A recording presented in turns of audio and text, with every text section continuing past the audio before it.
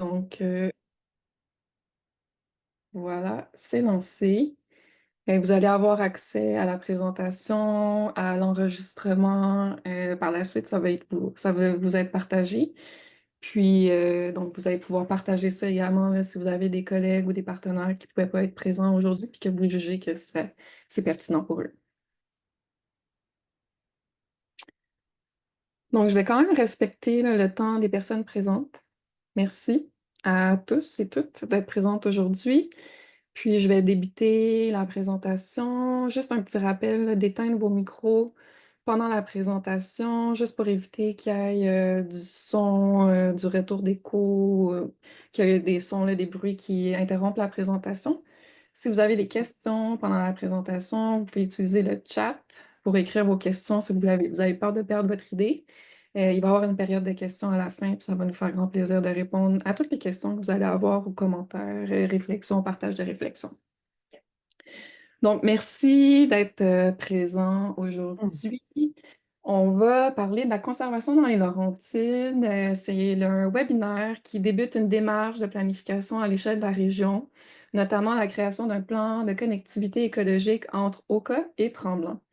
Mais avant de vous présenter plus en détail la démarche, Athanasia, si tu peux changer de slide, on voulait trouver important de reconnaître que le territoire auquel on s'intéresse aujourd'hui constitue les terres natales et traditionnelles de plusieurs communautés autochtones, comme la communauté de Kitsikandibi, Anishinaabe, ainsi que la nation Kanien'kehá:ka.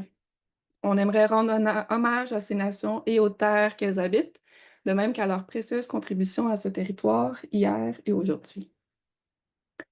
Merci, Athanasios. Donc, pour ceux qui ne nous connaissent pas, bonjour, moi c'est Marilyn Després-Anspena, je suis la directrice générale d'Éco-Corridor Laurentien. Je suis accompagnée de mes collègues Athanasios Miou, chargé de projet en concertation, ainsi que Daniel Chérubin, chargé de projet en aménagement durable des territoires. Éco-Corridor Laurentien, on est un organisme de bienfaisance qui a comme vision de relier le parc national d'Oka au parc national du Mont-Tremblant par un réseau d'éco-corridors et d'aires protégées interconnectés qui traversent le territoire des Laurentides. Comme vous le savez, le territoire des Laurentides est vaste. Il y a beaucoup de réalités qui se côtoient. Donc, on travaille avec de nombreuses parties prenantes, de partenaires, dont vous qui êtes présentes aujourd'hui. Donc, notamment les MRC, les villes, les municipalités, les différentes OBNL en environnement, dont les organismes de conservation, les propriétaires, les résidents des corridors, ainsi que leurs représentants. Quand on parle de représentants, on parle par exemple de syndicats agricoles ou de groupements forestiers.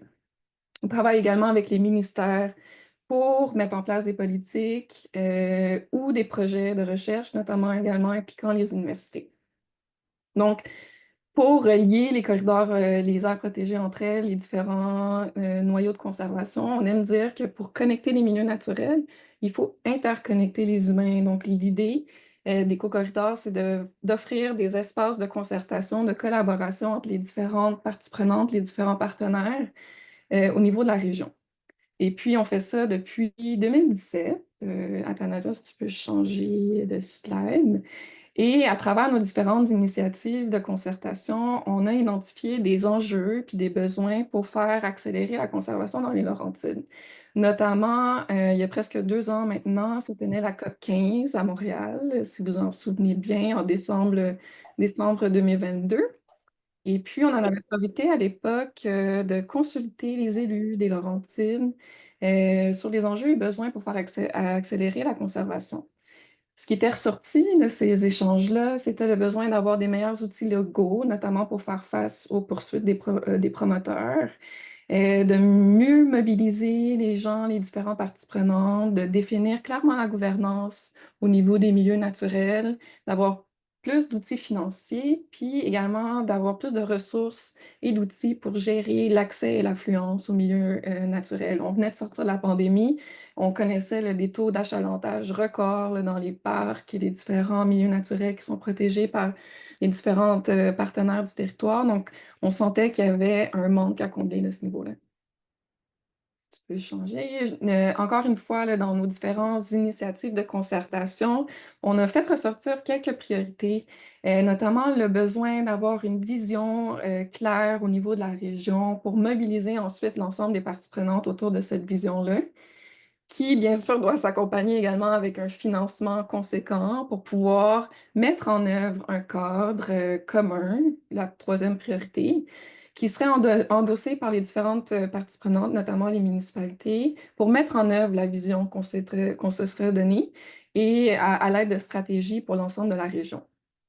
Ces différentes stratégies-là, ce cadre-là serait défini en concertation.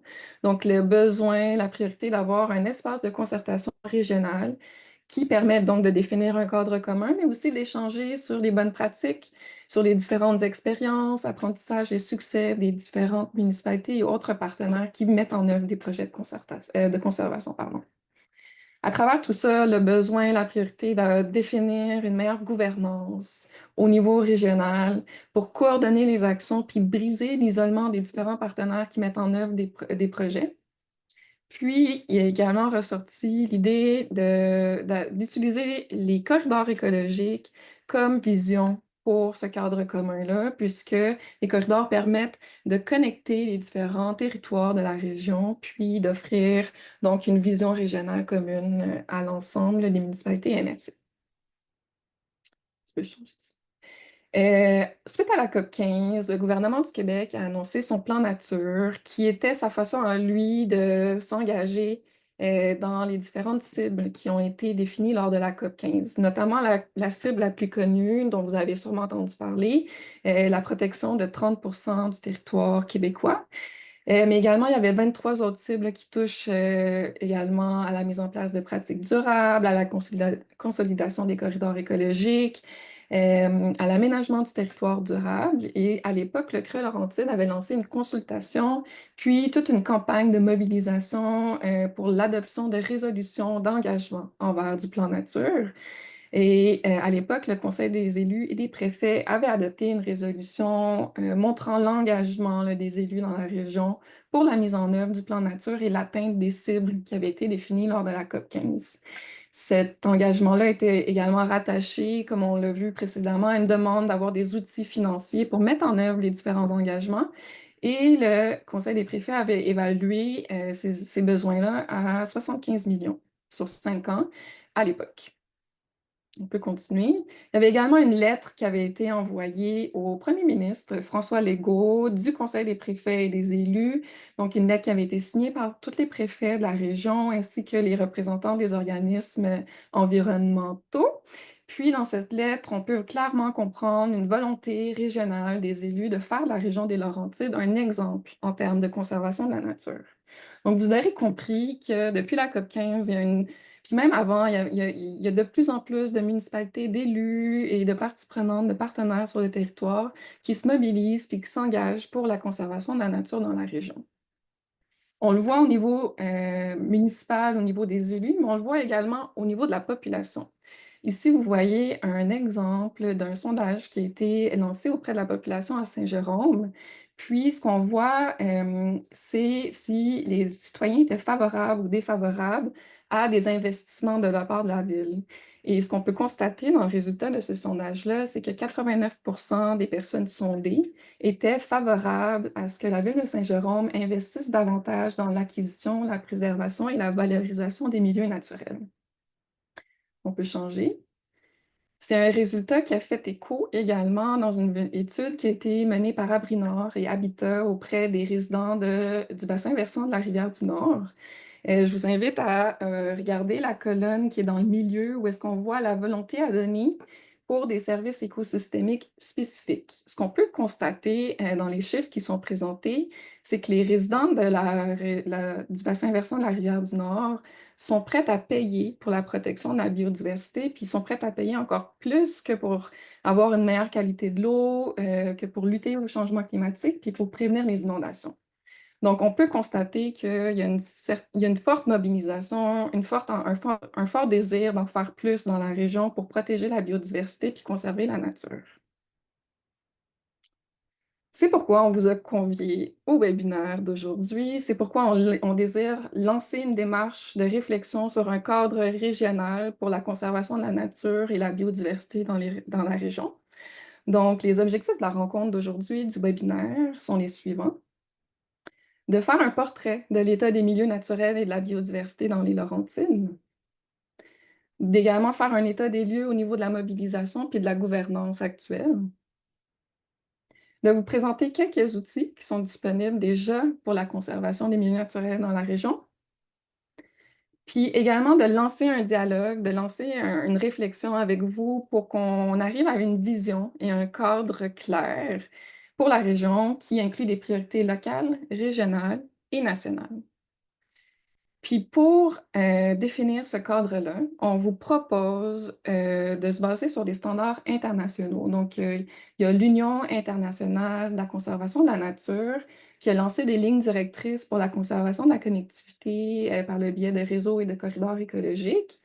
Puis, suite à cette initiative-là, tu peux changer, Athanasios.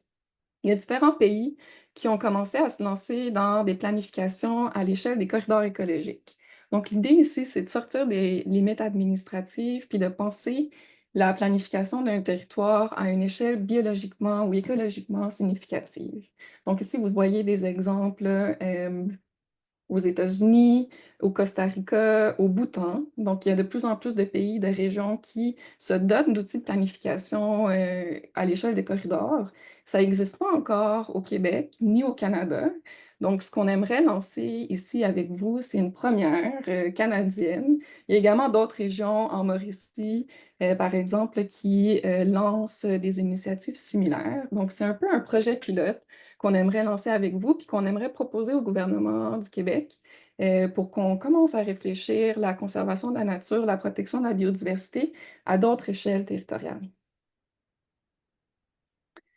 Donc, l'idée de la démarche qu'on lance ici avec vous, c'est d'avoir un plan de connectivité pour la région des Laurentides, spécifiquement la région entre Oka et Tremblant. Pourquoi un plan de connectivité écologique? Pourquoi la connectivité écologique, c'est important? J'en profite pour prendre quelques minutes avec vous pour faire quelques petits rappels avant qu'on vous présente davantage la démarche. Donc, la connectivité écologique, la définition de ce concept-là, c'est le mouvement sans entrave des espèces et le flux des processus naturels qui soutiennent la vie sur Terre. Pour favoriser la connectivité, donc le mouvement des espèces et des flux processus, on a besoin de créer ce qu'on appelle des corridors écologiques. Les corridors écologiques, c'est les liens naturels entre les habitats qui permettent de maintenir ou de restaurer une connectivité écologique efficace. Ce qu'on voit à gauche, c'est un schéma très, très, très schématisé là, de ce que peut représenter la connectivité, où est-ce qu'on a les cercles verts, ce qu'on appellerait des noyaux de conservation, donc des habitats assez intègres pour contenir des populations d'animaux.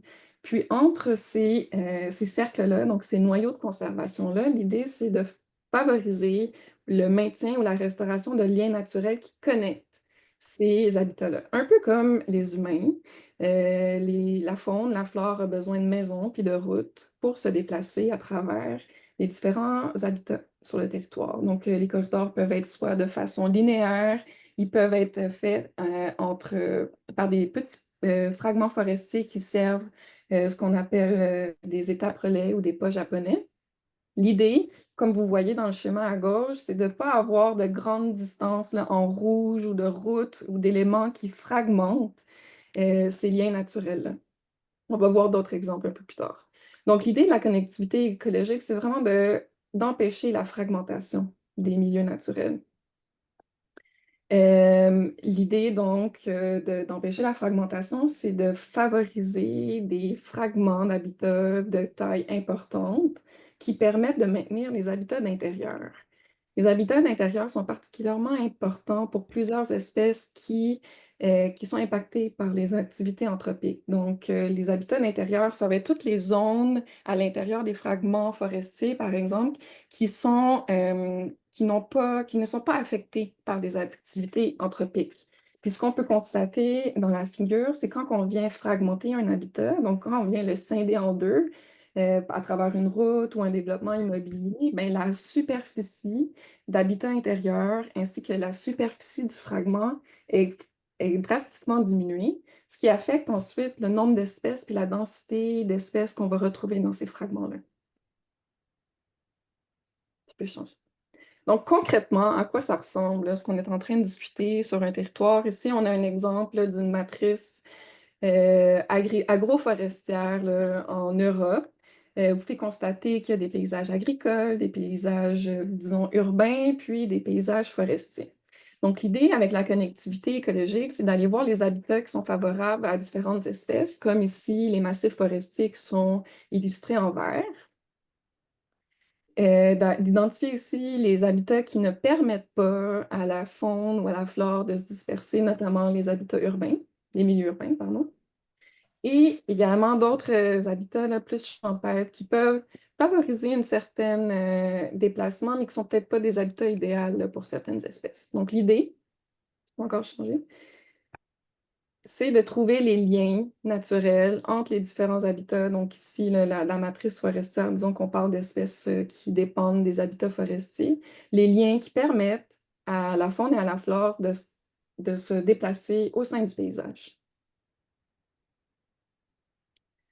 Quand on pense à la connectivité écologique ou quand on pense à la conservation des milieux naturels en général, on va souvent penser aux aires protégées ou à la protection du territoire. La protection, bien qu'elle est importante, n'est qu'un seul des outils de la connectivité écologique. On peut également mettre en place des projets de restauration, comme des projets de plantation de bandes riveraines ou de restauration de milieux humides, mais on peut également pratiquer ou favoriser l'adoption de pratiques durables. Quand on parle d'utilisation durable, on inclut autant la pratique d'activités forestières durables, de pratiques agricoles durables, de récréotourisme durable, mais également d'aménagement du territoire durable. Donc, toutes ces activités-là, tous ces usages-là qu'on est en train de nommer, font partie de la conservation, puis font partie de la connectivité écologique. Donc, si on retourne au schéma qu'on voyait tout à l'heure, ici, là, on voit en vert les habitats qui permettent une bonne connectivité écologique et en blanc et rouge, des endroits où il y a eu un bris de connectivité écologique. Donc, si on vient placer nos différents outils, on pourrait, dans un premier temps, créer des aires protégées dans les habitats très intègres, encore de grande taille, euh, des grands massifs forestiers, par exemple. Puis, à travers cette matrice-là, ce paysage-là, on pourrait adopter également des pratiques durables ou des outils là, qui nous permettent de mettre en place des projets ou des usages durables sur les territoires. Puis, dans les endroits où il y a un bris de connectivité, on peut aller mettre en place des projets de restauration de la connectivité à l'aide de bandes riveraines, comme on disait, ou de restauration de milieux naturels. Donc, c'est vraiment 100% du territoire qu'on pense, qu'on réfléchit quand on pense en termes de connectivité écologique. Puis on a toute une gamme d'outils, là, comme mes collègues vont présenter un peu plus tard, qui vont nous permettre d'atteindre nos objectifs de connectivité écologique sur un territoire donné. Donc, on a vu c'est quoi la connectivité écologique, mais pourquoi c'est important? Bien, premièrement, comme la définition le disait, les corridors écologiques permettent le déplacement de la faune et de la flore. On va voir dans quelques instants pourquoi c'est important, notamment dans une perspective d'adaptation au changement climatique. Les corridors écologiques permettent de maintenir et d'améliorer les services que nous rend la nature. Ils permettent de maintenir la biodiversité, puis je peux rappeler que l'être humain fait partie de la biodiversité, donc les corridors écologiques permettent de maintenir la survie des êtres humains sur la Terre. Puis ils augmentent également la résilience, pardon, des écosystèmes face au changement climatique en permettant la migration des espèces vers le nord. Donc, quand on a parlé des services que nous rend la nature, vous êtes sans doute là, à le savoir que la nature nous rend d'énormes services, des services d'approvisionnement comme d'approvisionnement en eau, en air, mais également là, plusieurs médicaments puis produits pharmaceutiques là, qui dépendent de la nature. Également le service de support pour la biodiversité, la formation et la rétention des sols, les cycles des éléments nutritifs, le cycle de l'eau. Il y a tous les services de régulation du climat, la purification de l'eau et de l'air, l'atténuation des inondations et des sécheresses, le contrôle de l'érosion, la capture et la séquestration du carbone, et j'en passe.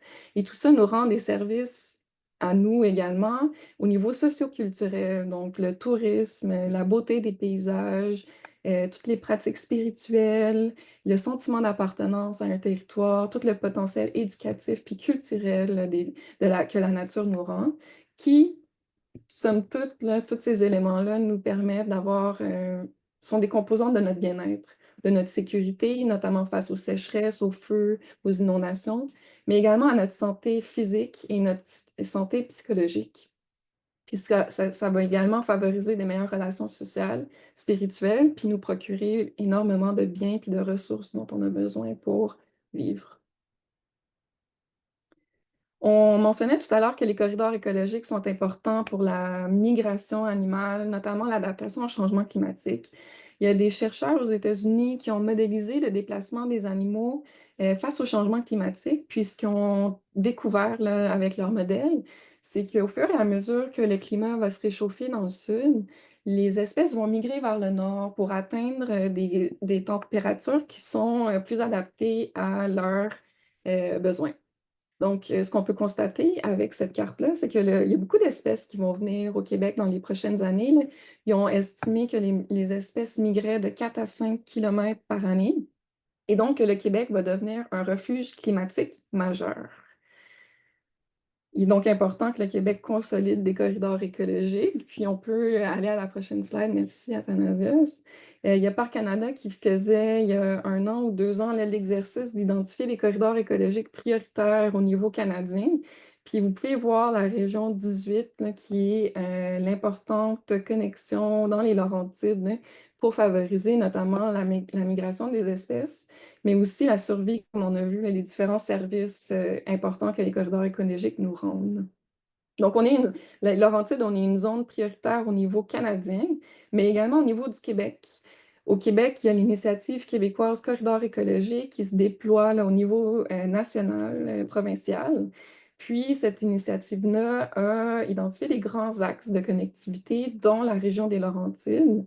Dans chacun des axes de connectivité, il y a un organisme qui est responsable de favoriser puis de mobiliser là, les différents partenaires pour la consolidation des corridors écologiques. Donc, on opère à la fois au niveau régional, mais on travaille également au niveau national et provincial avec les différents ministères, les différents regroupements comme Groupement forestier Québec, par exemple, pour consolider ces grands axes de connectivité à l'échelle de la province. Donc ça nous a amené à nous poser la question, mais dans les Laurentides, ils sont où les corridors écologiques? Puis là, ça fait une dizaine de minutes que je parle de corridors écologiques. Peut-être que vous vous êtes également posé la question. Donc en 2019-2020, on a fait l'exercice d'identifier les grands corridors écologiques entre Oka et Tremblant. Et on s'est basé sur des méthodologies qui prévoient la sélection d'espèces qu'on appelle les espèces parapluies. C'est des espèces parapluies, c'est des espèces que quand on protège l'habitat de ces espèces-là, ben, on va également protéger l'habitat ou les besoins de plusieurs autres espèces. Donc, ça va être des espèces qui sont des bonnes espèces indicatrices pour la connectivité écologique, par exemple. Donc, dans les Laurentides, on a évalué que le loup, les oiseaux champêtres, les oiseaux forestiers, la martre d'Amérique, la grenouille des bois, la grande musaraigne, le cerf de Virginie et l'orignal étaient des bonnes espèces parapluies, puisqu'elles avaient toutes des besoins en termes de type d'habitat, de taille d'habitat, puis de capacité de dispersion et de sensibilité aux barrières différentes. Ce qu'on veut dire par là, c'est que, comme vous pouvez voir comme vous pouvez constater dans ce tableau-là, ils ont des besoins en type d'habitat, par exemple, décidus, mixtes, résineuses différentes. Il y en a qui vont se disperser sur de plus grandes distances, sur des plus petites. Puis, par exemple, quand on parle de sensibilité aux barrières, bien, le loup ne sera pas affecté par une route de la même façon que la grenouille des bois, par exemple. Donc, l'idée ici, là, c'était vraiment de choisir des espèces pour identifier les corridors écologiques dans les Laurentides qui vont permettre de représenter les besoins du plus grand nombre d'espèces qui sont présentes dans la région. Puis, on voulait particulièrement s'assurer que les besoins des espèces en situation précaire allaient être représentés. Donc, tu peux changer. C'est un schéma qui est un peu petit là, pour les besoins, mais ça va être inclus dans le plan de connectivité. On a fait l'exercice de voir chacune des espèces parapluies ou indicatrices là, qu'on a présentées dans le tableau précédent, lesquelles pouvaient représenter ou agir à titre d'indicateur pour les espèces en situation précaire de la région. Donc, ce que vous pouvez voir ici, là, je m'excuse, c'est très petit, mais encore une fois, là, on va vous le partager dans le plan. C'est les différentes espèces en situation précaire, puis dans quel type de corridor écologique elles s'inscrivent. Donc, prochaine slide. Ici, vous voyez le résultat final. Donc, ce qu'on a fait, c'est qu'on a modélisé les corridors pour le loup, les cervidés, les oiseaux forestiers. D'ailleurs, l'orignal puis le cerf de Virginie étaient des espèces qu'on avait choisies pour identifier les corridors écologiques, puis surtout des passages fauniques. Donc, quand les routes viennent créer une barrière au déplacement, on peut aller faire des aménagements au niveau des routes, ce qu'on appelle les passages fauniques. Donc, les ongulés, les cervidés, je m'excuse, le cerf de Virginie et l'orignal étaient les espèces indicatrices pour les passages fauniques dans la région. Donc, comme je disais, la martre, c'était pour les forêts matures, par exemple, etc. Donc, on a identifié pour chacune de ces espèces-là les noyaux de conservation, donc les habitats naturels qui étaient encore assez intègres, d'une assez bonne taille pour retrouver les populations, les domaines vitaux des différentes espèces qu'on a modélisées, ainsi que les corridors écologiques, donc pour chacune des espèces, qu'on a ensuite additionné. Puis, c'est le résultat final que vous voyez devant vous. En vert, c'est les noyaux de conservation des différentes espèces, puis ce que vous voyez, donc un peu l'analogie avec les humains comme les maisons. Et en noir, dégradé bleu, les différentes routes qui permettent de relier les maisons de la biodiversité dans les Laurentides. Plus un territoire est bleu foncé, plus il y avait d'espèces ou de corridors là, qui passaient à cet endroit-là, donc plus cette zone-là est importante pour la connectivité écologique régionale. Tout ça, c'est des données shapefile que vous pouvez avoir accès là, sur demande en nous contactant. Tu peux changer. Donc, comme on disait d'entrée de jeu, pour pouvoir connecter ces milieux naturels-là, il est absolument essentiel, puis c'est l'idée notamment du webinaire d'aujourd'hui, de connecter les humains qui travaillent et qui vivent sur ce territoire-là. Puis je vais passer la parole à mon collègue Athanasios qui va vous parler un peu plus de la connectivité sociale sur le territoire dans les Laurentides. Merci beaucoup, Marilyn. C'est sûr certain que la démarche qu'on vous présente aujourd'hui, il y a quand même une historique, il y a quelque chose de commencé, il y a des gens qui travaillent déjà ensemble, il y a des collaborations sur le terrain et au niveau de la planification là, qui datent des fois de très longtemps, ou il y en a des toutes nouvelles là, d'ici les dernières années. C'est un réseau qui est très mobilisé. Il y a plusieurs initiatives. Des fois, avant que la démarche arrive, il y avait beaucoup d'initiatives qui étaient en silo, qui travaillaient, que ce soit les organismes en conservation, que ce soit les municipalités, MRC ou autres parties prenantes, travaillaient en silo. Donc, dans un contexte de vue ou de regard régional pour avoir éventuellement un réseau interconnecté comme nous l'a présenté Marilyn, mais c'est sûr certain qu'il va falloir travailler ensemble et collaborer. Donc, à ce, dès maintenant, on a déjà plein de collaborations. Ce qu'on voit à l'écran, c'est quand même la mobilisation du réseau là, qui représente une trentaine d'organisations, d'institutions qui participent à l'initiative. 6 MRC villes couvertes par le réseau, donc au niveau de la zone d'intervention. 6 différents secteurs d'intervention qui vont être visés par le plan d'action ou le plan de connectivité. Ce que ça veut dire, ça, c'est, dans le fond, on espère que le plan de connectivité va répondre aux besoins de ces différents secteurs d'intervention-là. Euh, on va en parler davantage plus tard, là, mais ce n'est qu'un début, mais le début a commencé quand même il y a quelques années. Donc en 2015, c'est là qu'ont commencé les premières rencontres d'échange Et c'est à ce moment-là où il y avait quelques collaborations qui avaient débuté. Il y en avait qui existaient déjà, mais c'était vraiment plus une prise de position pour essayer de développer des projets qui étaient un peu plus, un peu plus gros, hein, un peu plus à l'échelle régionale.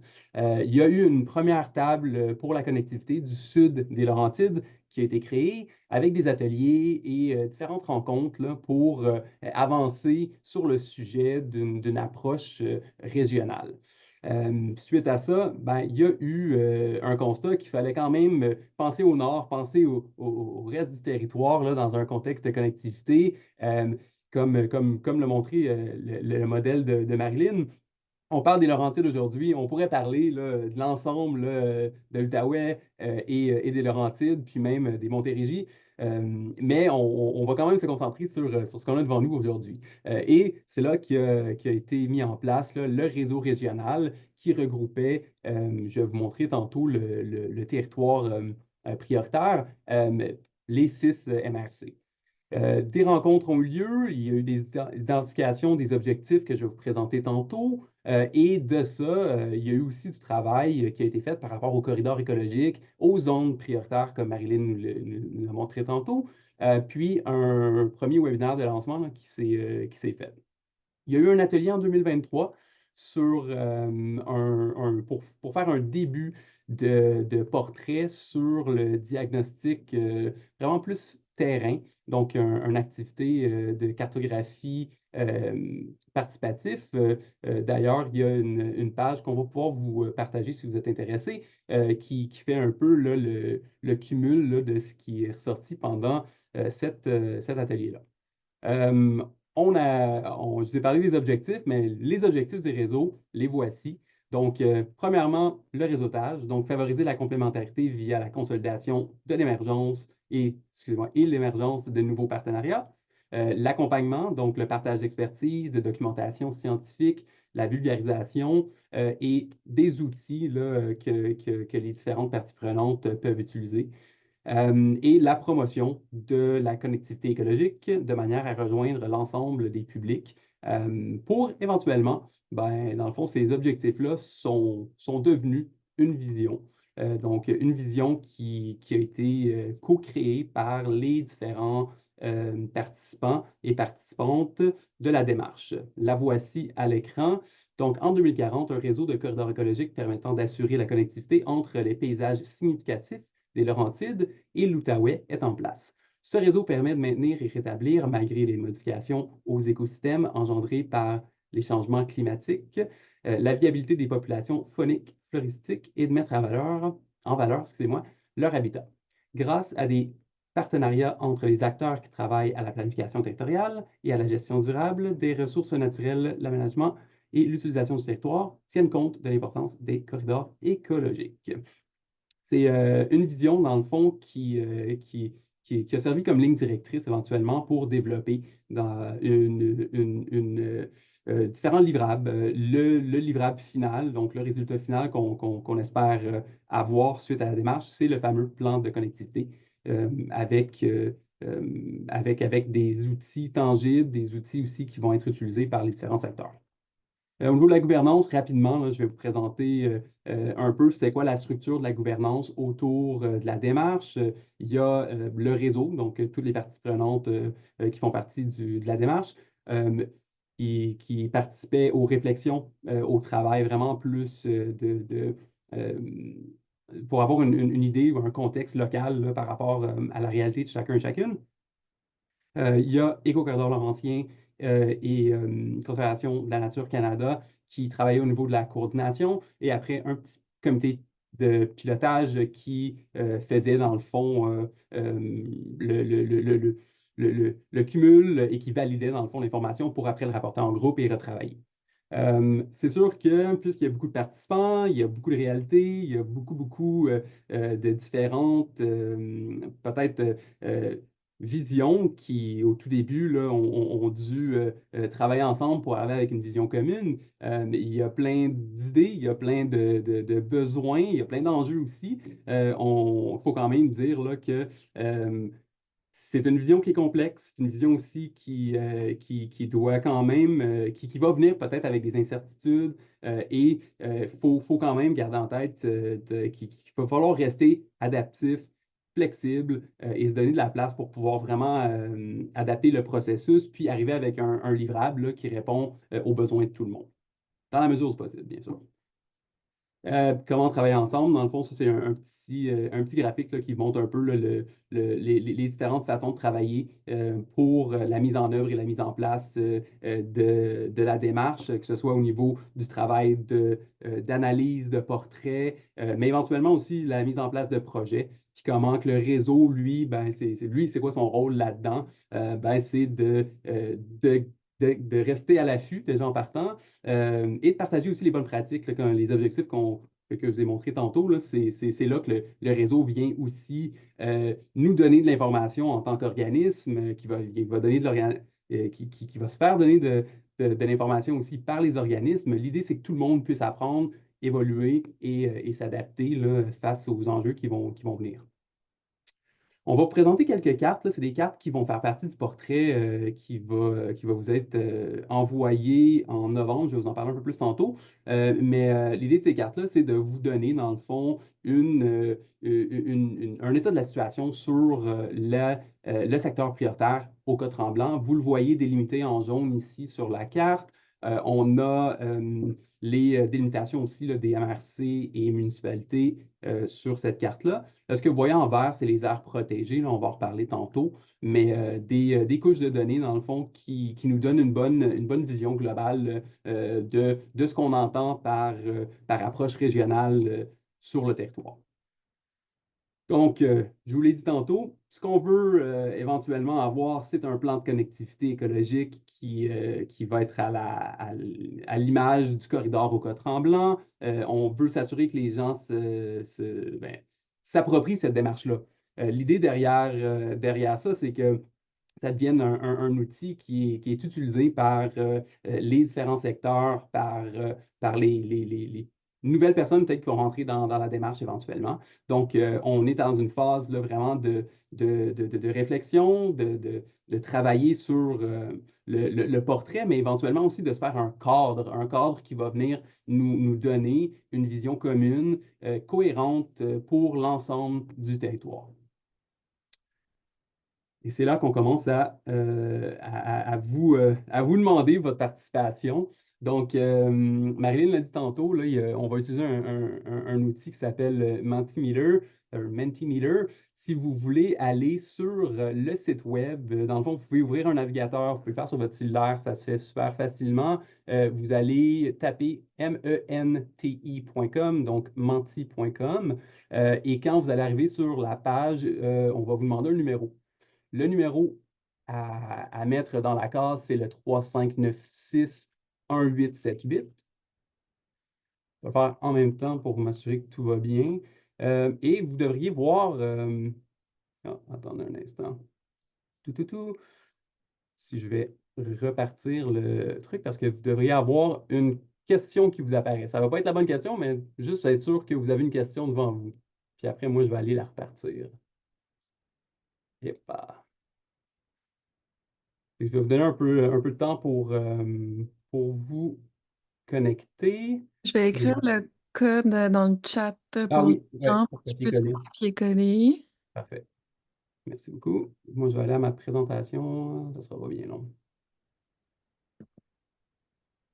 Puis celle-là ici.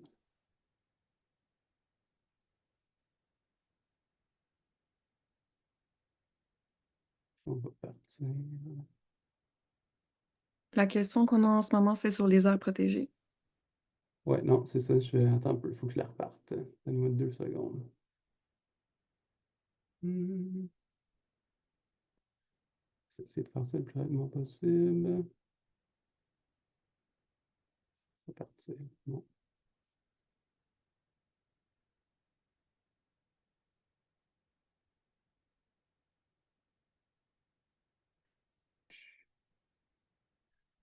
Ah, là, là, là. Bon, ça sera pas long. On va y arriver ensemble. Prenez le temps de boire de l'eau, de vous préparer mentalement.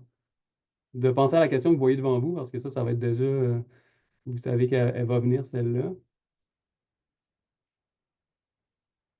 Et puis, moi, je vais essayer de faire en sorte que ça reparte.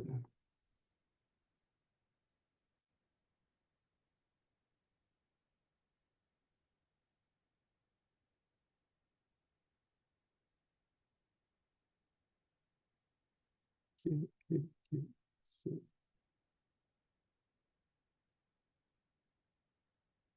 Ah ouais, ok. Faut que ça le fait donc.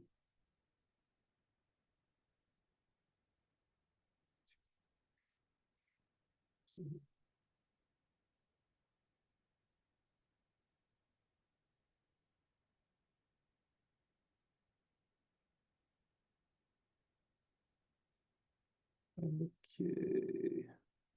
Faut que ça prenne trop de temps, là. Je vais juste essayer une dernière chose.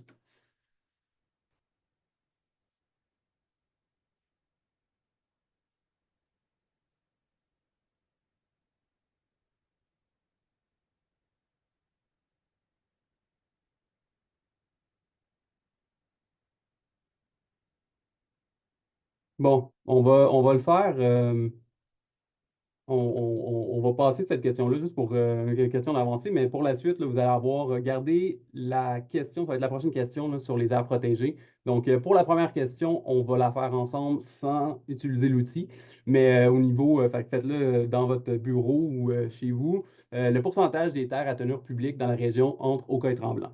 Donc, est-ce que c'est 45 26,9 ou 12,5 eh bien, on est à un 26,9 %. Donc, si on prend en considération les terres publiques et ben, publiques provinciales et fédérales, donc on arrive là, avec la carte que vous voyez devant vous sur la zone, sur les zones bleues et vertes. Ce que vous voyez en mauve, c'est des terres qui ont une tenure privée. Donc, c'est sûr que quand on constate ça ou on voit ça, ça nous, ça fait en sorte faut quand même réfléchir à différentes stratégies au niveau de la protection et même de la conservation dans un contexte régional. Il va falloir penser à différentes stratégies, par exemple pour les terres publiques provinciales, publiques fédérales et les terres privées. Donc, ça, c'est quelque chose qu'il va falloir garder en tête. Au niveau des outils, mais c'est sûr qu'il y a ah, ben, voilà. Euh, on a la deuxième question. Ben, c'est ce que vous devriez avoir à l'écran, que vous participez présentement. Merci. C'est quoi la superficie totale actuelle des aires protégées dans la région entre Oka-Tremblant? Donc, on avait 465 km, 2000 km² ou 658 km². Eh bien, la réponse, c'est 658 km² qui sont présentement protégés. Et là, on parle des terres publiques et privées. Donc, ce que vous voyez en rose à l'écran, c'est les terres qui sont protégées avec une tenure privée et les aires protégées publiques, c'est ce qui est en vert. On voit qu'il reste quand même du travail à faire pour avoir la modélisation qu'on a vue tantôt, que Marilyn nous a partagée. Vous voyez qu'un peu partout sur la modélisation, on a des projets qui sont en cours, qui existent. On a déjà des aires protégées, on a divers outils qui sont déjà déployés sur le territoire. Mais ce qu'on veut éventuellement avoir, c'est ces beaux passages bleu foncé, bleu pâle pour interconnecter les noyaux, soit du parc du Mont-Tremblant, du parc d'Oka et les autres noyaux là, qui sont environnants. Euh, on a les aires protégées comme outil. Donc, c'est sûr que les aires protégées en terre pour les terrains privés, il y a une façon ça peut être fait. C'est sûr et certain qu'il faut avoir la volonté des propriétaires. Donc, mais les dispositifs sont là, je vais vous en parler tantôt. Mais l'accès à la nature, ça passe par les deux, par les terres publiques, par les terres privées. Quand on pense à un sentier, par exemple, de randonnée, un sentier de ski de fond, mais des fois, il va y avoir des servitudes ou d'autres façons de faire passer ces réseaux pédestres de raquettes ou autres là par des terres publiques et privées. Donc, c'est important, au-delà même de la conservation et des habitats, de penser à ça quand on pense à la protection quand on pense aux aires protégées, excusez-moi.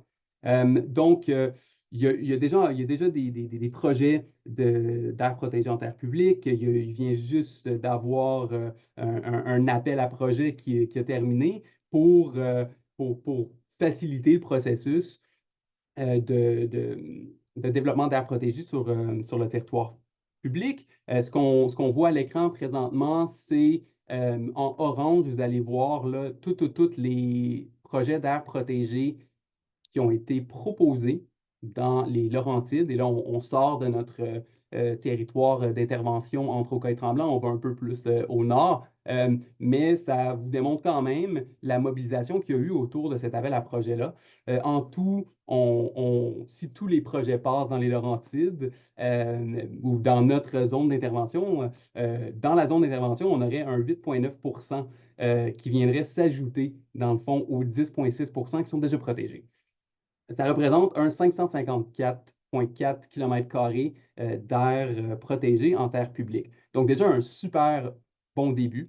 On est vraiment, vraiment fiers de la mobilisation des municipalités, des MRC, des organismes de conservation, des comités citoyens, des associations de lacs. Il y a plein, plein, plein de parties prenantes qui ont participé et qui ont vraiment, vraiment pris ça au sérieux pour nous doter d'une super belle quantité, une bonne quantité d'air protégé en terre publique. Des statistiques rapides là, qui font partie d'un annexe qui a été créé par rapport à l'appel à projet. Donc, on voit que c'est 71% des municipalités qui ont été dans les Laurentides qui ont déposé un projet. Il y a 40 projets présentés en tout. Donc, on a le 9,8% du territoire là, ça, c'est le territoire dans son ensemble. Ce que je vous ai dit tantôt, c'est pour notre zone d'intervention. Donc, les différents projets puis les statistiques globales là, par rapport aux superficies. Ça devrait nous amener à une deuxième question. Est-ce que vous la voyez, celle-là? Je vais juste être sûr, parce que moi, je ne l'ai plus sur mon écran. Tu la vois-tu, Marilyn? Tu l'as-tu ouverte, toi? Non, c'est écrit merci de vous être joint à nous. Ah, mais voyons non. Merci de vous être joint à vous, c'est vrai, mais c'est pas. Ah, c'est dommage. Parce que je peux même pas la repartir. Attendez un instant, là. Je vais juste voir si je peux faire quelque chose rapidement. Ce serait le fun de vous faire participer. Sinon, si vous voulez, on peut le faire pour faire avancer les choses, là. Faites-le dans le clavardage si vous voulez, si vous êtes intéressé. Sinon, ben, faites-le plus en mode pratique, puis on va vous faire faire un examen éventuellement quand le temps va venir.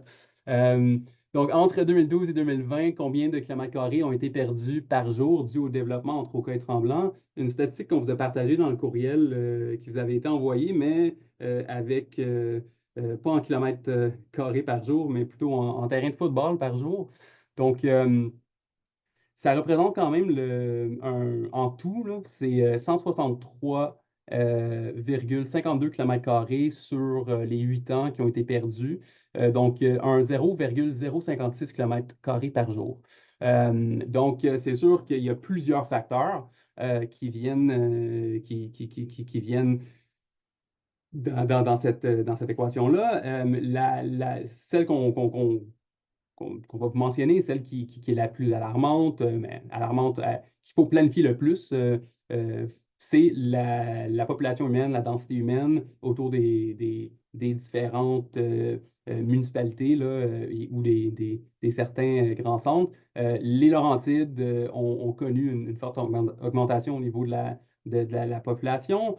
Ça va continuer, là. Je vais vous donner des statistiques tantôt sur les projections par rapport à l'augmentation de la population dans les Laurentides.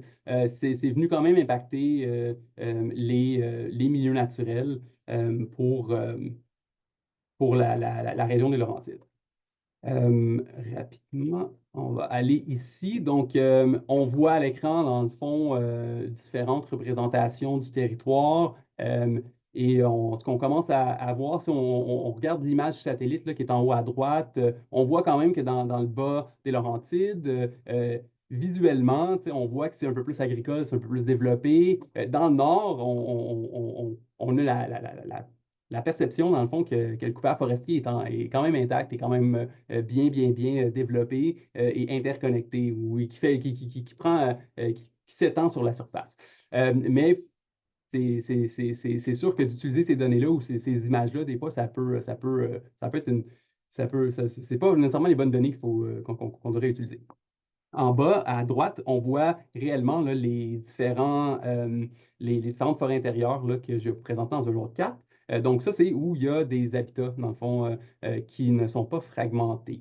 Donc, en vert foncé, là, c'est les petits habitats qu'on pourrait avoir dispersés un peu partout sur le territoire. Il faut mentionner, on a parlé tantôt des espèces parapluies. Dans la zone d'intervention, on compte quand même 96 espèces phoniques à statut, 96 espèces en tout à statut, donc 55 espèces végétales, 41 espèces phoniques. Donc, on a la délimitation qui s'en va là, des types, mais il faut quand même considérer ça quand on pense aux besoins de ces espèces-là, soit au niveau de leur mobilité, reproduction ou juste survie. Il faut qu'il y ait des habitats, dans le fond, qui leur permettent là, de pouvoir survivre. Et c'est avec un couvert forestier, souvent on va utiliser le couvert forestier pour se dire, ben, ah, mais c'est bon, on a quand même on a de la forêt dans le nord, on a de la forêt dans les Laurentides, mais cette perception-là, des fois, quand on commence à utiliser les données des forêts d'intérieur de 100 mètres ou de 200 mètres, ben, est assez différente. On voit qu'il y a quand même de la fragmentation qui est là à cause des routes, à cause des milieux urbanisés et qui vient, dans le fond, créer des enjeux et des barrières, des fois, au niveau de la mobilité de certaines espèces. L'importance ici là, de développer des initiatives de connectivité, des corridors, etc., pour ramener un peu plus d'habitants ensemble là, pour créer des passerelles, pour créer des autoroutes, des routes, là, comme Marilyn l'a dit tantôt, pour les différentes espèces. Euh, Ça, c'est une petite statistique par rapport au tourisme. Donc, c'est sûr qu'il y a différents types de tourisme dans les Laurentides. Moi, j'ai un chalet dans le coin de Nominang. On entend beaucoup de quads de ces temps-ci. Euh, Combien de kilomètres de sentiers trouvons-nous dans les Laurentides? Et là, on parle de l'ensemble des Laurentides pour la pratique du quad en été. 770 km, 2359 km ou 1696 km. Eh bien, c'est 1696 km là, qui peut être utilisé pour la pratique du quad. Le 770 km, c'est les sentiers de randonnée. Donc, il y a 770 km de sentiers de randonnée dans les Laurentides, qui est une autre statistique intéressante. Mais quand on parle du tourisme ou du développement du tourisme dans les Laurentides, ça aussi, ça suit, ça bat des records. Là. On commence à voir de plus en plus de personnes venir dans les Laurentides. Ça représente un 6,1 million en 2019 de visiteurs qui sont venus dans les Laurentides. C'est quand même 961,6 millions de dollars là, qui ont été dépensés par ces visiteurs-là. Donc, facteur économique super intéressant. Puis après, il y a d'autres statistiques là, par rapport aux emplois qui est aussi important. Donc, 28 138 emplois qui étaient dans le fond associés au tourisme là, en 2017-2019. Puis 1731 entreprises là, qui dépendent du secteur du tourisme. C'est des statistiques qui sont quand même importantes à garder en tête parce que plus que ça va augmenter, ben, plus que les infrastructures vont devoir suivre. Il va falloir aussi commencer à planifier le tourisme dans un contexte de protection, de conservation. Et là, c'est là qu'on va commencer à devoir se doter d'outils. Puis souvent, il va falloir travailler plusieurs ensemble autour de la table pour bien cibler, par exemple, l'arrivée d'un nouveau sentier ou d'une nouvelle piste cyclable ou d'un nouveau secteur là, pour une activité X ou Y. Euh, on a quand même Tourisme Laurentides, là, d'ailleurs, ces statistiques-là viennent d'un de leurs documents qui ont développé un plan stratégique de développement touristique durable dans les Laurentides, avec une perspective 2023-2030. Euh, Là-dedans, il y a quand même beaucoup d'informations sur, ben, c'est sûr que les forces, faiblesses, opportunités, menaces par rapport au tourisme et comment bien planifier différentes activités ou le développement de différentes activités dans le futur. Euh, c'est super important, à prime abord, de bien connaître le territoire pour adapter les activités.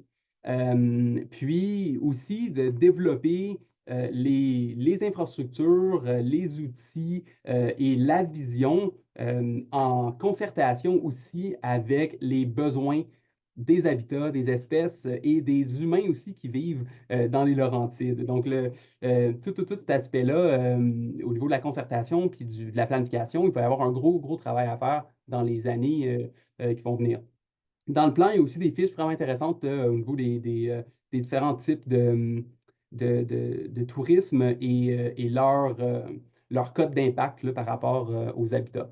C'est des travaux qui continuent, là. Il y a d'autres démarches là, qui sont en cours, mais c'est un exemple d'outil ou un exemple de planification qui peut nous aider éventuellement à développer des corridors qui vont avoir différents usages, comme Marilyn l'a dit tantôt. Puis en parlant des corridors, je redonne la parole à Marilyn pour parler un peu plus des configurations de corridors. Merci, Athanasius.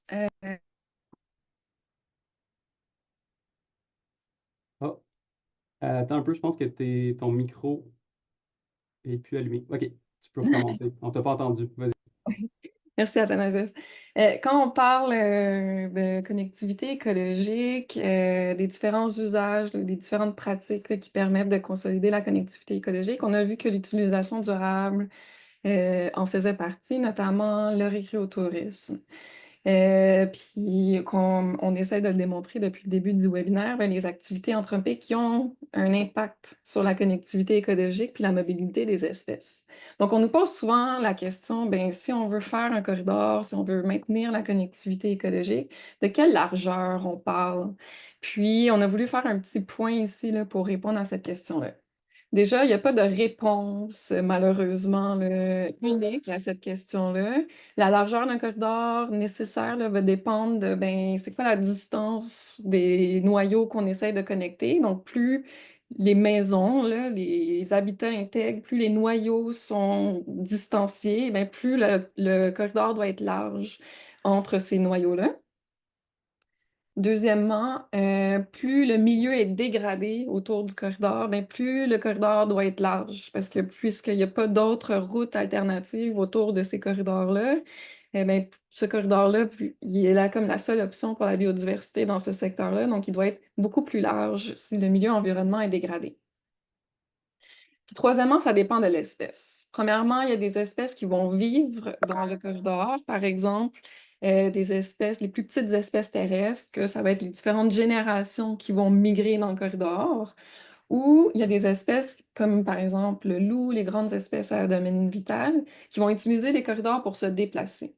Donc, le mode de vie ou l'espèce même, la biologie de l'espèce va influencer la largeur nécessaire du corridor.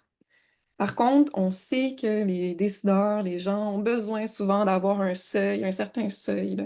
Donc, il y a des chercheurs qui ont proposé des largeurs minimales nécessaires pour consolider ces corridors-là. Puis en général, c'est accepté que si on protège un corridor entre 500 mètres et 2 kilomètres, bien, c'est 75% à 100% des espèces de mammifères terrestres qui vont être protégées par ce corridor-là. Quand on parle de corridor écologique, c'est important de se référer à la notion de taille effective d'un corridor. Je vais revenir à c'est quoi exactement la taille effective d'un corridor dans un instant. Je vous présente deux concepts avant. Premièrement, le premier concept, la zone d'influence. La zone d'influence, c'est la distance à laquelle une activité humaine, par exemple une route, une habitation, un sentier, commence à avoir un effet négatif sur un animal. Donc, par exemple, les faire éviter la zone. On peut s'imaginer que la zone d'influence ne va pas être la même, par exemple, pour une route, une habitation ou un sentier. On va voir quelques exemples dans un instant. Deuxième concept que je veux vous montrer, c'est la distance de fuite. Ça, c'est la distance à laquelle un animal va s'enfuir quand il aperçoit un humain. Puis, donc, la notion de taille effective d'un corridor, c'est la notion à laquelle, bon, premièrement, on peut mesurer sur une carte, là, en regardant les milieux naturels, le corridor est large de combien, mais en fonction de la zone d'influence puis la distance de suite, ça se peut que la taille réelle ou de la manière que l'animal perçoive la largeur du corridor soit différente. C'est ça qu'on appelle la taille effective. Donc, la taille effective, ça va être la largeur moins la zone d'influence ou la distance de fuite. C'est peut-être un peu théorique, là. Je vais vous montrer quelques exemples dans un instant. Donc, il y a Ford et ses collègues là, en 2020 qui ont fait une méta-analyse de différentes études pour voir, mais ça serait quoi la zone d'influence pour 4 espèces. Je rappelle que la zone d'influence, c'est la distance à laquelle une activité humaine commence à avoir un effet négatif sur une espèce animale. Puis, tu peux changer de slide. Comme par exemple pour des espèces qu'on a dans les Laurentides, quand on va comparer là, deux activités humaines. En haut, vous voyez pour des zones résidentielles et en dessous, vous voyez pour des sentiers de randonnée, par exemple. Donc déjà, on peut constater là, que pour le loup et l'ours, la zone d'influence n'est pas la même si on parle de zone résidentielle et de sentier. C'est assez intuitif, je pense que je vous apprends rien avec ces chiffres-là.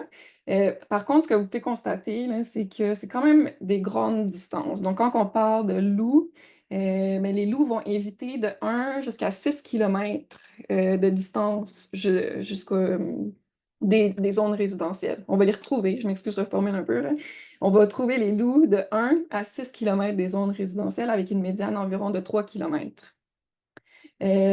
Pour l'ours, c'est 5 km. Donc, si on regarde la figure d'en haut, un exemple, là, en orange, on voit, disons, la largeur d'un corridor comme on pourrait le mesurer sur une carte satellite.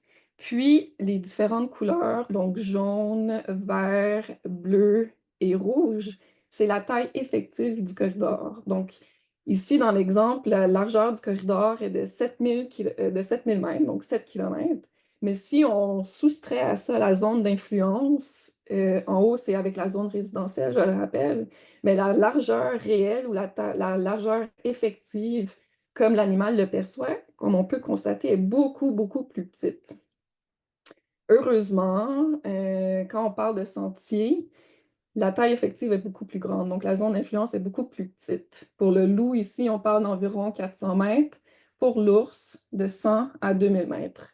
Donc, en B, ici en dessous, vous voyez un schéma qui représenterait la largeur effective du corridor dans un cas où est-ce qu'on aurait des sentiers de part et d'autre de ce corridor-là. Donc, je voulais juste en profiter pour rappeler que même si sur des cartes, des fois, on a l'impression que le corridor est très large, la manière que l'animal ou l'espèce perçoit la largeur du corridor peut varier en fonction des activités qu'on permet à l'intérieur du corridor. On n'est pas en train de dire de ne pas permettre d'activités dans les corridors. Le message, c'est surtout qu'il ne faut pas oublier de tenir compte de ces zones d'influence-là quand on planifie le corridor. Je pense que c'est tout. Oui. Voilà. Merci. Donc, c'est super important. Puis, comme Marilyn l'a dit, au niveau de la planification, faut juste le prendre en compte quand on vient planifier, quand on commence à identifier des zones là, au niveau du développement pour X ou Y activité humaine. Donc, une autre question que vous allez pouvoir répondre dans votre tête ou de vive voix chez vous. Quelle espèce exotique envahissante est la plus répandue dans les lacs de la région? Donc, on a la vipère chinoise, la myriophile à épis ou le roseau commun. Et ça, c'est des données là, qui sortent de Sentinelle, donc laquelle a été le plus répertoriée dans les lacs. Et je vous apprends probablement rien, ben, on la connaît assez bien, là. C'est malheureusement la myriophile à épis là, qui est très, très, très ben, répandue dans les lacs. Pourquoi on vous montre ça? C'est qu'il y a aussi la notion là, des espèces exotiques envahissantes qui est importante à considérer comme potentiel impact là, au niveau des écosystèmes. C'est pas seulement le développement anthropique, mais ça aussi, ça peut venir à chambranler là, beaucoup d'écosystèmes. Puis, comme vous le voyez sur la carte, c'est quelque chose qui est assez répandu, qui va continuer à se répandre, surtout avec les changements climatiques et dans le fond, l'avancement là, des différentes populations des espèces exotiques envahissantes. Ce qu'il faut garder en tête, là, c'est que on va devoir là, se doter aussi d'une approche cohérente, collective, concertée par rapport à ces espèces exotiques envahissantes-là. Et il y en a plusieurs. Là, vous voyez la liste ici là, des espèces exotiques envahissantes répertoriées, mais il y en a de plus en plus là, qui sont répertoriées. Donc, ces données-là risquent de changer assez drastiquement dans les prochaines années avec du travail d'inventaire, du travail terrain. Puis ça aussi, c'est quelque chose que différents groupes citoyens, organismes de conservation, municipalités, MRC pourront éventuellement travailler ensemble là, pour développer justement une meilleure cartographie pour répertorier toutes ces espèces exotiques envahissantes-là sur le territoire. Puis une dernière petite carte à vous présenter là-dessus. C'est sûr que, tu sais, on parle d'espèces exotiques envahissantes, il y a aussi des épidémies.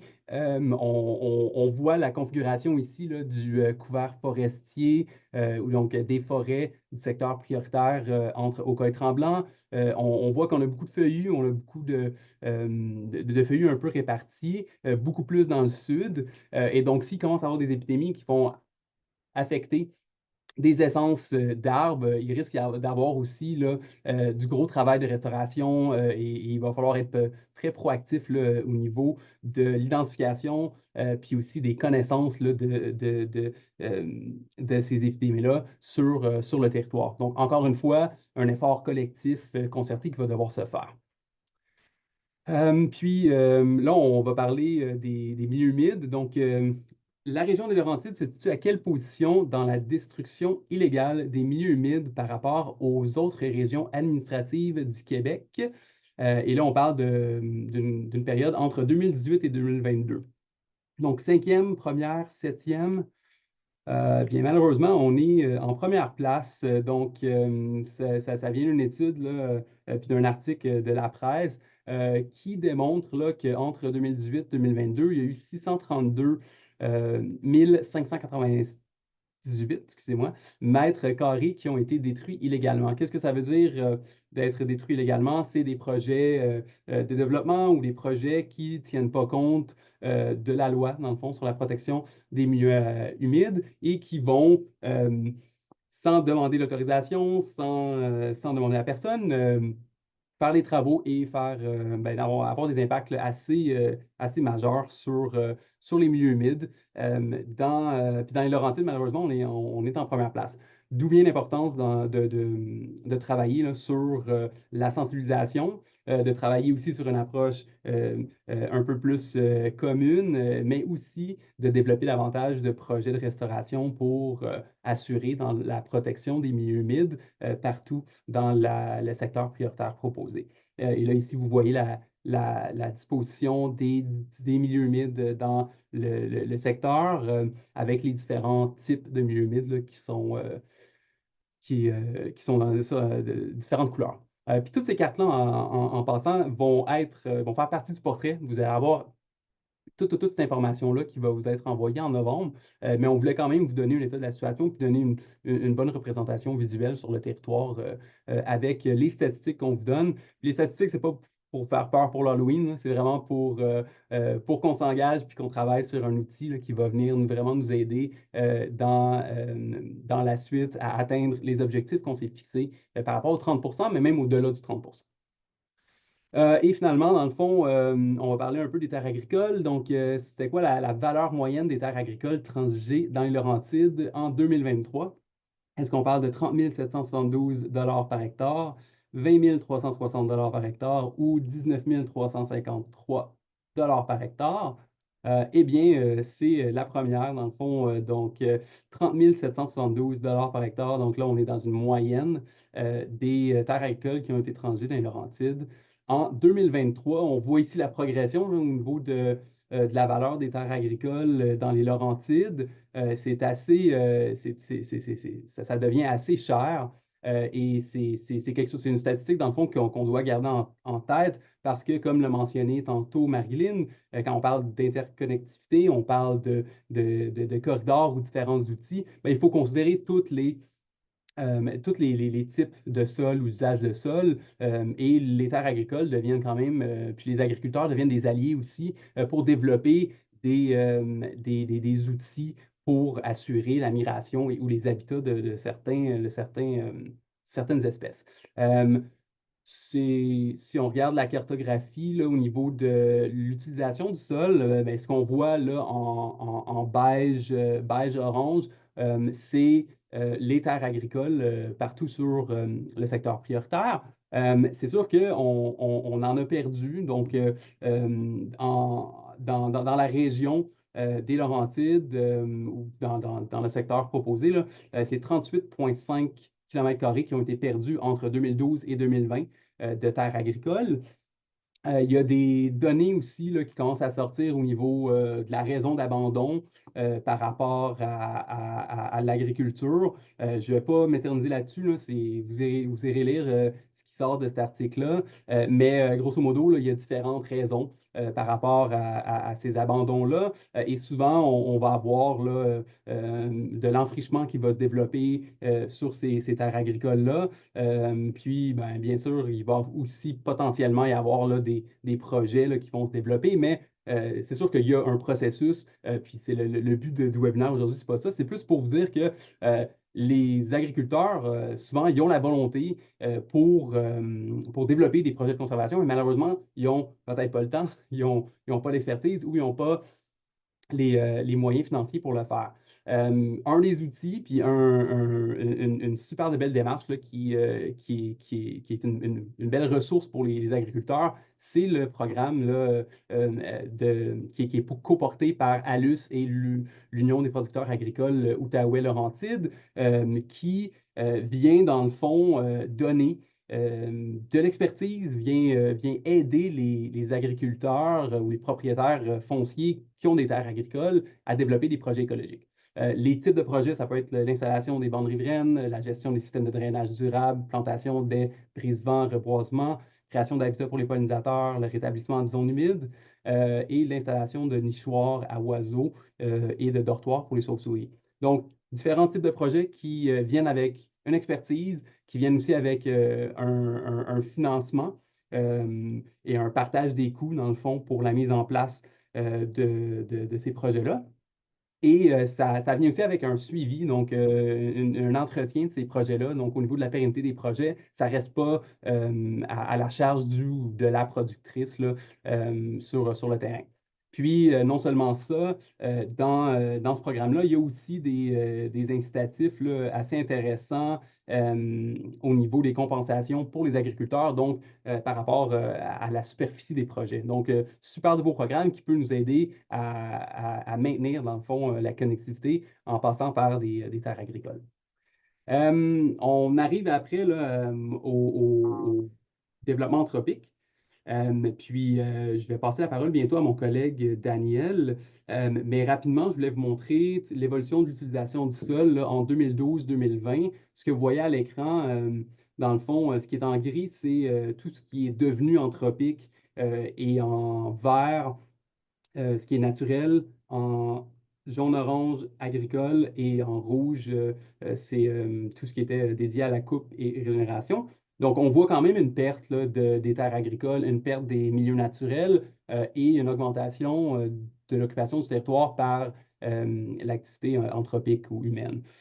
Et ça, c'est sûr que on a parlé tantôt des fortes augmentations de la population. C'est quelque chose qui va continuer là, au niveau de la population puis des projections quand on regarde ce que l'Institut de statistique du Québec nous présente, là, c'est que la population en 2051 va augmenter et les Laurentides, c'est la deuxième région administrative, dans le fond, dans la liste de toutes les régions administratives qui vont au niveau de l'augmentation de la population. Donc, c'est sûr certain qu'il va falloir la prévoir, puis il va falloir vraiment, vraiment bien planifier nos actions par la suite. Puis une dernière petite carte à vous présenter avant que Daniel prenne la parole, c'est le réseau routier. Dans le fond, on a parlé tantôt des structures qui pourraient peut-être avoir un impact sur le déplacement des espèces. Ben, voici une représentation visuelle là, de ce que le réseau routier a l'air dans la zone d'intervention et les différentes structures qui en font partie. Toute cette info-là va être dans le portrait. Daniel, je te passe la parole. Merci, Athanasios. Bonjour tout le monde. Donc, une fois qu'on a dit tout ça, qu'on a vu les pressions, on a vu différents types de pressions sur les milieux naturels, quel est le rôle et quels sont les outils que les municipalités ou les MRC peuvent mettre en place pour contribuer à la conservation des milieux naturels? On ne va pas s'attarder sur chaque outil et faire une liste exhaustive. On veut juste faire un survol des différents éléments, puisqu'il y aura par la suite un atelier qui va se pencher vraiment sur ces outils-là et sur ce qu'on peut faire, ce qu'on peut mettre en place pour contribuer à la conservation des milieux naturels.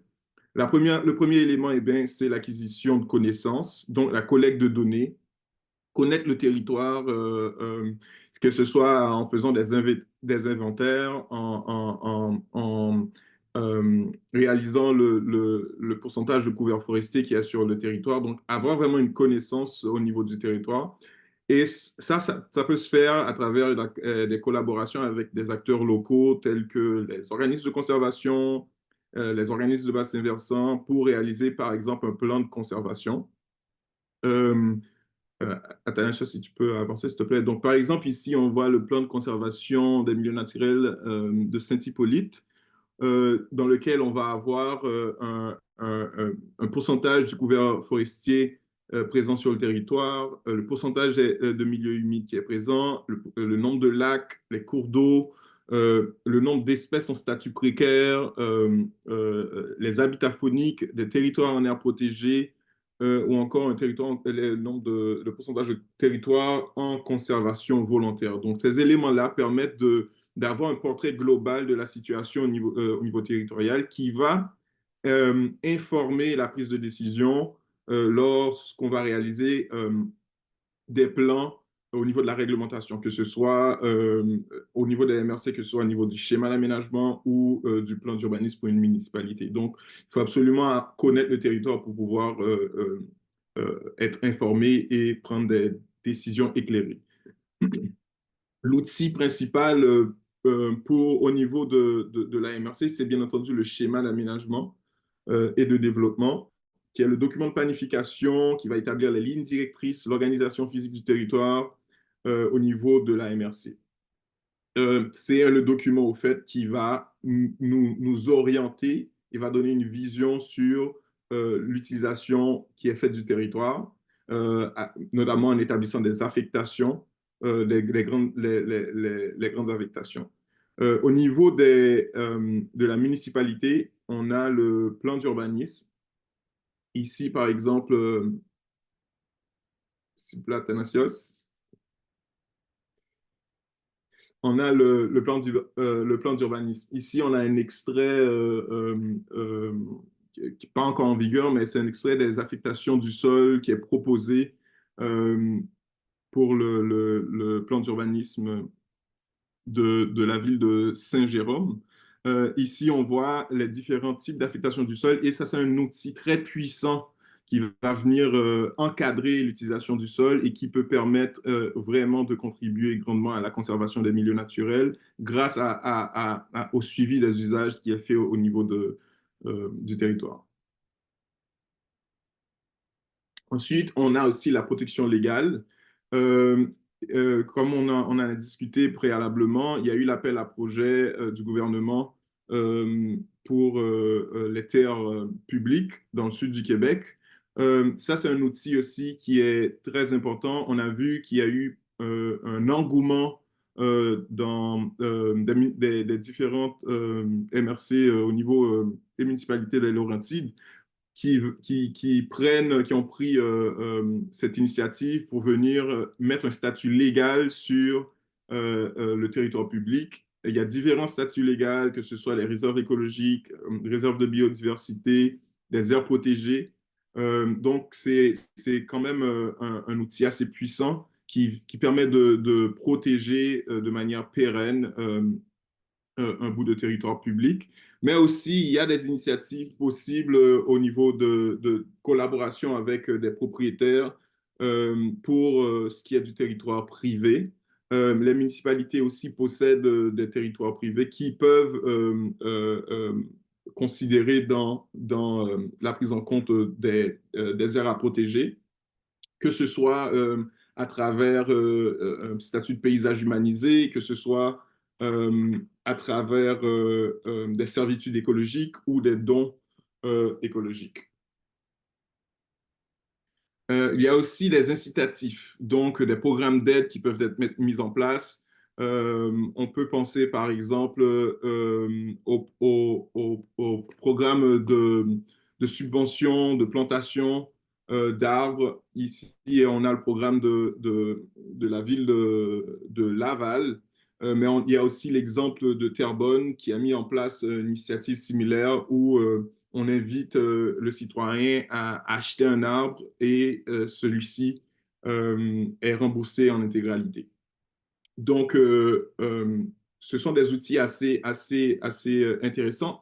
Les municipalités ont un pouvoir qui peut aller beaucoup plus loin que ça. Ça, c'est des exemples qu'on a sur la plantation d'arbres, mais on a aussi la possibilité de financement, que ce soit par rapport à la contribution au FENPARC, qui peut constituer une réserve financière pour l'acquisition ou dans un objectif de préservation des milieux naturels, et aussi d'autres initiatives d'éco-fiscalité qui peuvent être mises en place. Il y a l'exemple de Victoriaville, par exemple, qui a mis en place un programme en lien à la superficie d'occupation de sol, donc une taxation progressive qui est en lien au pourcentage de sol qui est minéralisé lors de nouvelles constructions, ou encore à Montréal en ce qui a trait au stationnement. Donc, il y a aussi des boîtes à outils qui viennent ici. Par exemple, si vous allez sur le site connectivitéécologique.com, il y a en place une boîte à outils qui présente divers moyens, outils et initiatives qu'on peut prendre pour contribuer à la conservation des milieux naturels. Donc, là, on a dit, OK, c'est quoi le pouvoir, mais quel est le rôle des instances municipales? Il y a, premièrement, il y a un rôle de garant de l'aménagement du territoire et d'avoir cette vision globale des milieux naturels sur le territoire, soit en collaborant avec une municipalité voisine ou avec un palier supérieur, par exemple avec une MRC, pour avoir une vision globale de la connectivité dans un objectif de consolider le réseau écologique. Une municipalité qui a un plan de conservation des milieux naturels, si elle n'est pas en lien avec une autre municipalité voisine, plusieurs municipalités voisines qui font la même démarche et qu'il n'y ait pas une cohérence dans cette démarche-là, ben, la connectivité peut être fragmentée. Donc, pourquoi prendre en compte la connectivité? Premièrement, ça permet de contribuer à l'objectif, à l'engagement du gouvernement de conserver les 30% d'ici 2030, assurer une résilience des écosystèmes et des espèces face au changement climatique, favoriser l'adaptation du cadre bâti, que ce soit en mettant en place des mesures qui favorisent une densification urbaine, protéger les services dont on a mentionné préalablement, que ce soit en lien avec le patrimoine naturel. Les outils et mesures possibles, on ne va pas s'attarder, je vais aller assez rapidement, Ben, on a parlé de la planification et l'aménagement du territoire. Donc, on sait que, par exemple, on est en période avec la publication des nouvelles OGAT, on est en période de réflexion des schémas d'aménagement. C'est une opportunité de venir inclure des tracés de corridors écologiques au sein de cet outil urbanistique qui va venir renforcer l'aspect réglementaire vis-à-vis de ces milieux-là. Encadrer les usages à l'intérieur du réseau écologique en adaptant la réglementation. Mettre en place des mesures de densification, on en a mentionné tantôt. Aussi, il y a la possibilité de prohiber certains types de lotissements ou d'encadrer le processus de lotissement, soit en exigeant, par exemple, lors d'ouverture de nouvelles routes, la mise en place de passages phoniques, par exemple. On peut aussi utiliser un outil discrétionnaire comme le PIA pour venir renforcer, préciser l'objectif qui est visé par la réglementation. Je sais que, par exemple, à la ville de Laval, ils ont un PIA sur conservation qui vient encadrer encore plus cette affectation du sol particulière. Donc, c'est ça. Il y a plusieurs moyens qu'on peut mettre en place, que ce soit au niveau de la réglementation. On peut aussi aller créer et restaurer des milieux qui sont endommagés, soit en restaurant des milieux humides, aménager des passages phoniques ou des habitats. On peut aussi, comme je disais là, c'est essentiel selon moi, c'est la connaissance du territoire. Donc, vraiment identifier les milieux naturels, identifier les habitats et les espèces, faire des inventaires pour avoir une planification territoriale qui est avertie et qui est basée notamment sur la science et sur une connaissance réelle des pressions que subissent les milieux naturels présents dans ce territoire-là. On a parlé tantôt des stratégies d'acquisition, que ce soit par rapport à la contribution pour fin de parc. Il y a aussi la possibilité de créer des partenariats avec, tantôt on a parlé des organismes de conservation, mais aussi on a parlé des agriculteurs. Il y a des projets qui permettent de venir inclure les agriculteurs dans cette réflexion et ainsi élargir, mettre en place des passages, des corridors écologiques sur les territoires agricoles. Je ne vais pas m'attarder là-dessus. Comme je disais, il y a l'atelier 2 qui s'en vient et on va pouvoir travailler plus spécifiquement à ce niveau-là. Juste pour, si ça vous intéresse d'aller plus loin sur cette thématique-là, vendredi, il y a une conférence, un panel de discussion sur ce sujet-là. C'est dans le cadre de, on est en période de COP16, donc c'est Municipalité Biodiversité. Donc, si ça vous intéresse, vous pouvez y participer vendredi. Donc, je vais passer la parole à Athanasios pour le mot de la fin, je pense. Merci beaucoup. Avant de passer au mot de la fin, on voulait être assez transparent là, au niveau de la démarche, mais que, tu sais, dans ce qu'on vous a présenté, il n'y a pas beaucoup d'informations par rapport aux Premières Nations. Puis c'est vraiment par le fait qu'on n'a malheureusement pas eu la chance d'avoir une participation des Premières Nations jusqu'à maintenant. Mais je tiens à dire que c'est vraiment une volonté là, de travailler très, très fort là, pour la suite, avant que le plan de connectivité soit dévoilé, de mobiliser, de travailler, puis d'inclure, dans le fond, une perspective des Premières Nations dans le travail qu'on fait. Donc, je voulais quand même le mentionner avant de passer au mot de la fin.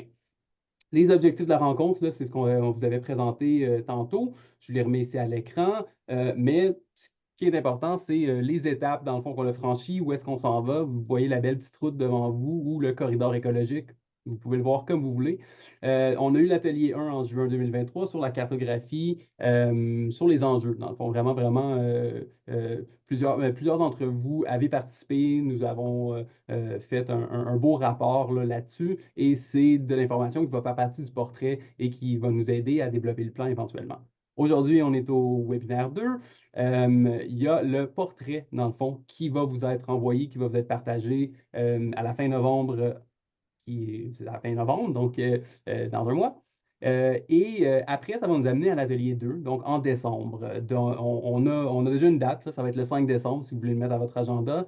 Ça va être le 5 décembre, puis on va travailler, comme Daniel vient de le dire, sur les outils et aussi le processus d'évaluation de ces outils-là. Donc, c'est important d'utiliser des outils, mais c'est aussi important de s'assurer qu'on arrive aux résultats qu'on s'était donnés, aux objectifs, dans le fond, qu'on s'était donnés.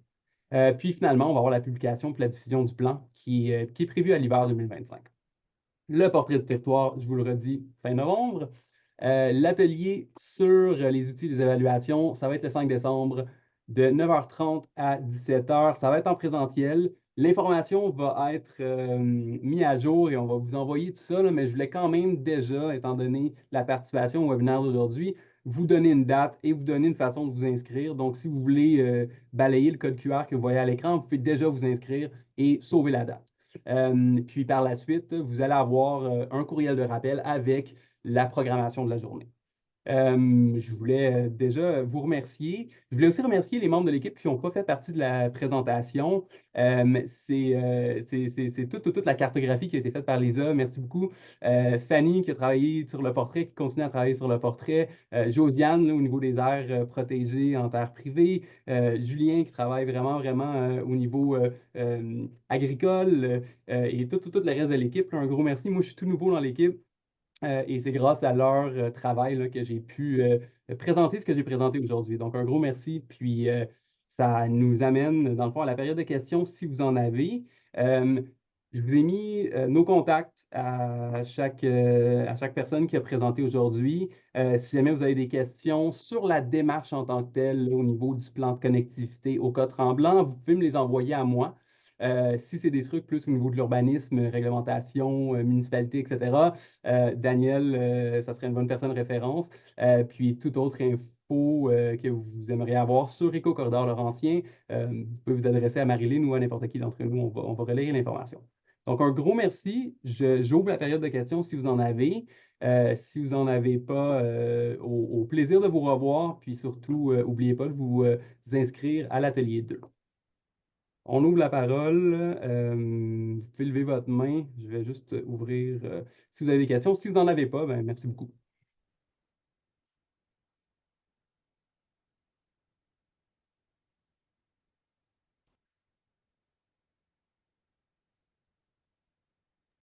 Merci pour le commentaire, Valérie. On en prend bien note, puis on vous félicite pour votre beau projet. On a vu ça, puis on espère qu'il va y avoir des choses aussi dans les Laurentides.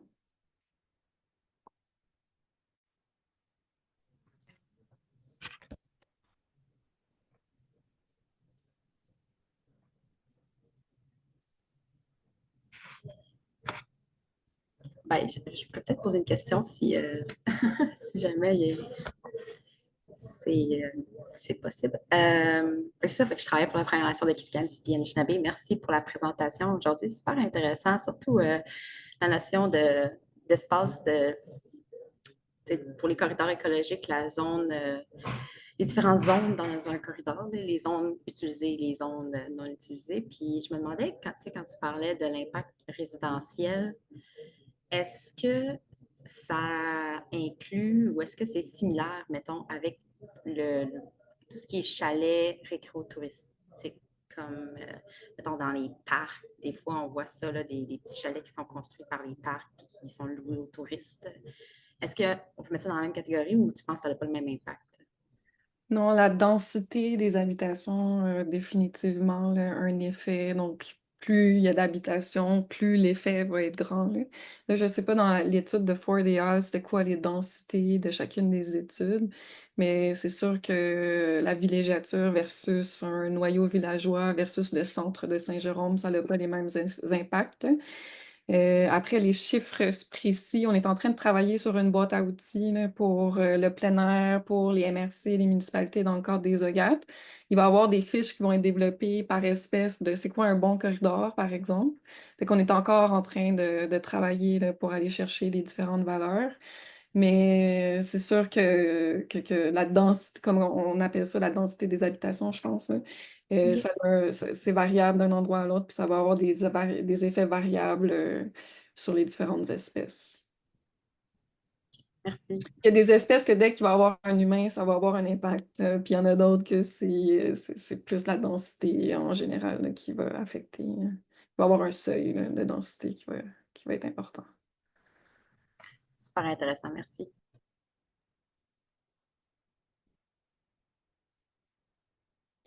Donc, on vous invite à vous inscrire pour le 5 décembre. J'ai vu qu'il y a des gens qui ont mis des commentaires qui voulaient avoir accès au webinaire. On va vous partager le PDF, on va vous partager l'enregistrement, puis on va vous partager le lien pour vous inscrire le 5 décembre. Athanasios, tu voulais faire un petit bout sur le rendez-vous? Je peux le faire. Ouais, je l'ai fait rapidement, non, donc Ah, tu me déjà. ouais, ouais. N'oubliez pas, le 13 novembre, il y a le rendez-vous conservation. Il reste quelques places. On a déjà 120, 130 personnes qui sont inscrites. Il reste quelques places encore. N'hésitez pas à réserver votre billet. Je pense que la date limite, c'est la semaine prochaine. On va parler des OGAT. On a parlé beaucoup du rôle des municipalités et des MRC. Là. Il va y avoir différentes conférences à ce sujet-là. On va parler également des aires protégées en territoire habité, notamment les paysages humanisés. On va avoir une présentation de la ville de Saint-Jérôme sur le corridor forestier du Grand Coteau, des initiatives municipales, intermunicipales, de connectivité écologique. Donc, on vous attend à notre rendez-vous qui est dans 2 semaines.